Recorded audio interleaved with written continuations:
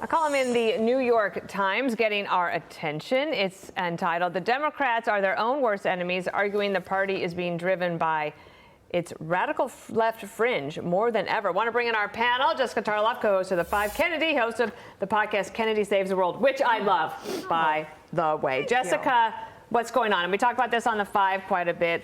The New York Times piece by Teixeira and Judas said, Democratic leaders seem too willing to settle for a kind of cheap progressivism, a carbon-neutral, virtue-signaling, box-checking update on what was once called limousine liberalism. Yeah, so two things to start with. One, Democrats, famous bedwetters. Everyone who watches The Five knows that I like it that way. I think that you need to be running scared in order to win elections. If you feel like it's going to be okay for you, you're probably going to lose. So I don't actually mind this, but at least Teixeira, who was very prominent in Bernie Sanders' campaign, has been beating this drum for over a decade now, mostly focusing on what's going on with the Latino vote, which we have progressively been losing more and more of. Joe Biden did worse, certainly, than Obama did and Hillary Clinton did with that demographic. But if you read the kind of crux of the piece, I don't think it really stacks up with the reality of what's been happening electorally. Democrats have been overperforming since 2018, essentially. The midterm results, it was supposed to be the red wave, right? The red wave that wasn't, lose 40 seats. We ended up down by 3. I say 3.5. I give George Santos like half a seat.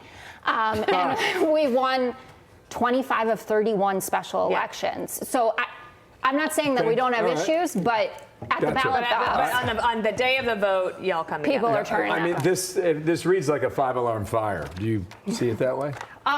Yes, I do for Democrats, and I would be really worried because if you look what's happening with Israel, it feels like progressives are dictating the president's foreign policy. And I think that's a huge mistake. And they have taken their eye off the ball economically. It should be a layup for both parties. And frankly, they're both kind of failing. You know, all you have to do is look how families are struggling and fix that, address that, talk about that, come up with solutions. And that's all people want to hear. They don't want to hear that everything is great. You're imagining this. Bidenomics is fantastic. It's the best economy we've ever had when I can't afford groceries and gas. And they have dropped the ball. And it's so counterintuitive. The fact that you would put your ideological eggs in this progressive basket, which is a losing strategy, it others people. It's where the money. It is not bringing people together. It's where the money is in the Democratic Party. That is absolutely right. Okay. Topic number 2. Right. Okay. Shall I? Yeah, go for it. Okay. He spoke out. Op-ed, USA Today. Here it is. Hunter Biden, I fought to get sober. Political weaponization of my addiction hurts more than me. He goes on to say, my struggles and my mistakes have been fodder for a violent, sustained disinformation campaign against my father, an all-out annihilation of my reputation, and more recently, criminal charges for possessing an unloaded gun for 11 days 5 years ago. Charges that appear to be the first ever of their kind brought in the history of Delaware. What did you make of his comment? Was it defensive or was it something else? How did you read it? Well, it was definitely defensive. I think it is good for Hunter Biden to speak for himself since everybody else has been speaking about him for years straight. But I think the timing of this obviously makes sense now that James Comer is backing off the investigation, saying, I don't know if I'll hold more hearings. Mike Johnson coming out in one of his first interviews with Maria Bartiromo and saying, yeah, we may subpoena him because desperate times call for desperate measures. And if you've got a case, if you've got some winning, smoking gun against Joe Biden and his crime syndicate, you probably don't say that it's desperate times. I think this will certainly resonate with people who have dealt with addiction, who have addiction in their family, which is a lot of people, certainly here in America. But it doesn't look like the Republicans. So I heard that totally differently. And I'm thinking, I don't want to name the podcast I saw, it was a legit news organization, but saying that it was much more likely that they were going to go for impeachment based on some of these fraudulent claims that they found. But what do you think they should do, or what do you know that they're going to do?